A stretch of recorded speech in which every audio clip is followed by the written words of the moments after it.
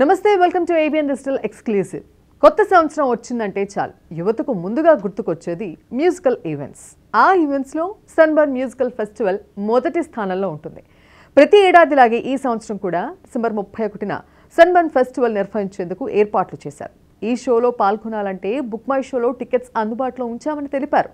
అయితే ప్రభుత్వ పర్మిషన్ లేకుండా ఈ ఫెస్టివల్ ఏర్పాటు టికెట్లు అమ్ముతుండటంతో వివాదం మొదలైంది. దీనిపై సీరియస్ అయిన ప్రభుత్వం బుక్ మై షో నిర్వాహకులకు వార్నింగ్ ఇచ్చినట్టు తెలుస్తోంది.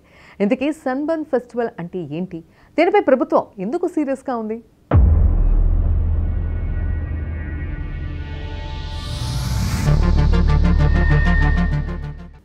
సన్బర్న్ అనేది విపరీతంగా క్రేజ్ ఉన్న youth electronic dance festival. December 31వ తేదీ రాత్రి కొత్త సంవత్సరానికి స్వాగతం పలుకుతూ సన్బర్న్ పేరుతో ఓ అంతర్జాతీయ సంస్థ వివిధ నగరాల్లో ఈ మ్యూజికల్ ఈవెంట్ను నిర్వహిస్తోంది. 2007లో గోవాలో మొదలైన ఈ సన్బర్న్ కల్చర్ ఇప్పుడు ప్రపంచవ్యాప్తంగా విస్తరించింది. దేశ విదేశాల్లో ఉండే సెలబ్రిటీలు, సింగర్స్, డాన్సర్స్ ఈ షోలో పాల్గొని అక్కడికి వచ్చిన వీక్షకులను అలరిస్తారు. 18 ఏళ్లు నిండిన వ్యక్తులకు మాత్రమే ఈ షోకి అనుమతి ఇస్తారు. 21 ఏళ్లు పూర్తి చేసుకున్న వారికే మద్యం ఇస్తామని సన్బర్న్ ఈవెంట్ నిర్వాహకులు చెప్తున్నారు. ముఖ్యంగా ఈ సన్బర్న్ ఫెస్టివల్లో స్నాక్స్ నుంచి స్కాచ్ వరకు కావాల్సినంత మద్యం, డ్రగ్స్ వంటివి ఈ షోలో అందుబాటులో ఉంటాయి. అందుకే ఈ సన్బర్న్కి యువతి యువకుల్లో విపరీతమైన క్రేజ్ ఉంది.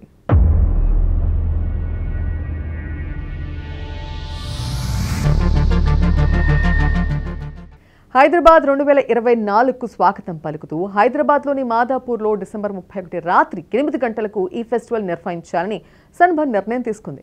ఈ విషయం ప్రభుత్వం దృష్టికి వెళ్లడంతో సీఎం రేవంత్ రెడ్డి సీరియస్ అయ్యారు. పర్మిషన్ లేకుండా ఎలాంటి ఈవెంట్లు నిర్వహించవద్దని, గీత దాటితే చట్టపరంగా చర్యలు తప్పవని అధికారులను హెచ్చరించారు.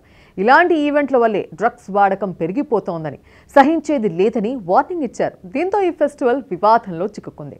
గతంలో గోవాలో ఇలానే వివాదంలో చిక్కుకుంది. అప్పట్లో ఈ షోలో పాల్గొన్న 3 యువకులు చనిపోయారు.